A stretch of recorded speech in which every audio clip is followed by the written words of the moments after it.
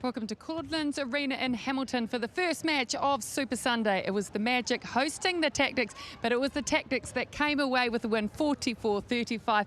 It was a bit of a strange game. The Tactix, they took hold, but the Magic, they came driving back. Well, they did, and they got excited with the crowd here at Claudelands, playing at home. They did help them get over the line sometimes, but then the Tactix were just too strong in the end, particularly the fourth quarter with the Magic only scoring 3 points. Yeah, not enough. In a whole 12 minutes, 3 points, but someone that was excellent. In fact, she was the MVP.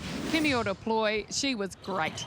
Well, she was, and just the work rate of her and both Pedersen, they used their speed, they hit the circle edge, they worked well with their shooters, driving on, driving off.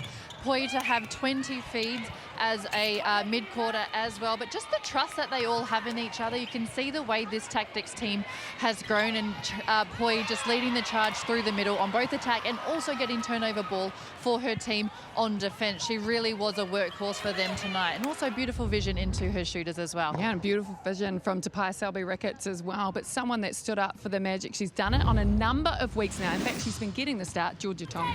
And this is a great one for Magic, to have Georgia to play at the back. She's got a brilliant game in that she's always keeping the attacks guessing, whether it's the feeders coming down court or the shooter that she's on. She sometimes stayed on Bird on the body, sometimes she'd go out hunting, sometimes she'd change position, and it led to her getting those intercepts and deflections. Well, they certainly picked up enough ball on defence, but just at times struggled to find their shooters. But what else does the stats tell us? Well, for me, it's the turnovers, 22-16. The Magic, they had enough ball, they had 44 attempts, but when they did get those turnovers in the critical moments, they weren't converting them.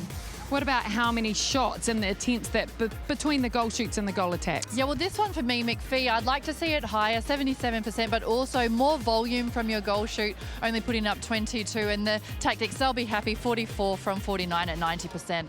Well, it's been a big weekend of netball already. The Tactix, they came away with 2 wins. The first was against the Stars, and that was on Friday, 52-42. Then it was the Stars. They bounced back against the Steel. The Steel are down 3 shooters with various injuries. And there was the first game tonight that we did see the Tactix come away over the Magic. But then it's the big one. We can't wait for it. The Pulse and Mystics. The Mystics need a win if they really want to challenge for that second spot.